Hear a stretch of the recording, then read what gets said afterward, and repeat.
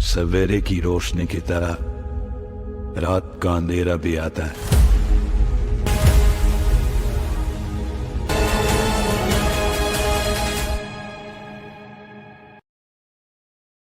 ब्रह्मास्त्र movie में एक scene है जहां कहा जाता है कि जब ब्रह्म शक्ति धरती से टकराई तो बहुत सारे अस्त्रों का जन्म हुआ था। लेकिन आप इसे फ्रेम बाय फ्रेम देखेंगे तो आप नोटिस कर सकते हो कि यहाँ पर एक अस्त्र दिखाया गया था जो टाइगर के फॉर्म में था। तो शायद ये टाइगर अस्त्र हो सकता है जिसे पार्ट 1 में दिखाया नहीं गया, जो हमें पार्ट 2 में देखने को मिल सकता है। यही नहीं, हम यहाँ पर एक और अस्त्र को नोटिस कर सकते हैं जो गरुड़ की तरह लग रहा है, जो हो सकता है कि गरुड़ अस्त्र हो। इसके अलावा हम भालू अस्त्र भी नोटिस कर सकते हैं।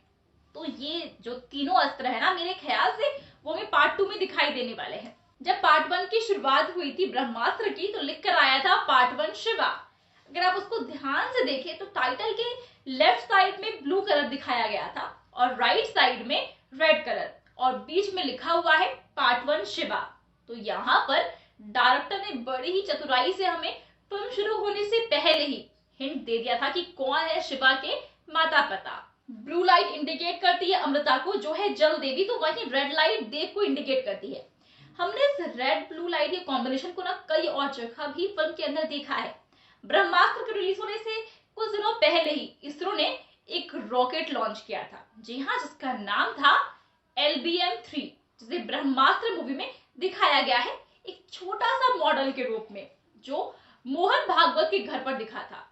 तो इससे एक बात तो क्लियर है दोस्तों कि LBM-3 की इन्वेंशन टीम में ना मोहन भागवत भी थे। जी हाँ, इसके साथ ही पार्ट 1 का जो क्लाइमैक्स था वो बहुत ही सक्सेसफुल रहा था और पीछे ना एक सवाल भी छोड़ गया था कि दूसरे पार्ट में क्या होने वाला है।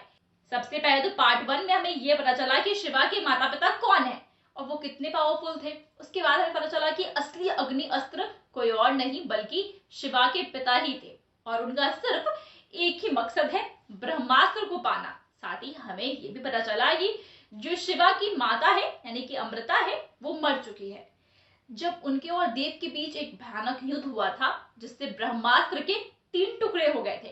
तो सबसे बड़ी बात यही आती है कि शिवा की मां को शिवा ने बचपन में ही आग से जलकर मरते हुए देखा है, जबकि हम सब जानते हैं कि अमृता जल देवी थी।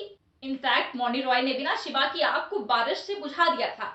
तो अमृता तो खुद ही एक जल देवी थी, तो वो आग से कैसे मर गई? तो उसका मतलब यही बनता है कि अमृता मरी नहीं है बल्कि जिंदा है। दूसरी बात यह है कि ब्रह्मास्त्र टुकड़ों में नहीं रहा और देव भी जिंदा हो गया है। तो अब हमें पार्ट 2 में ना अमृता और देव के बीच में जो लड़ाई हुई थी वो दिखाई जा सकती है, और अगर वो लड़ाई नहीं देखने को मिलती है तो हमें देवा और शिवा की फाइट दिखाई देगी, क्योंकि शिवा के पास अल्टीमेट पावर आ चुकी है। तो आपका इन सब पर क्या कहना है हमें कमेंट्स में जरूर बताएं। साथ ही वीडियो अच्छी लगी हो तो वीडियो को लाइक और शेयर करें।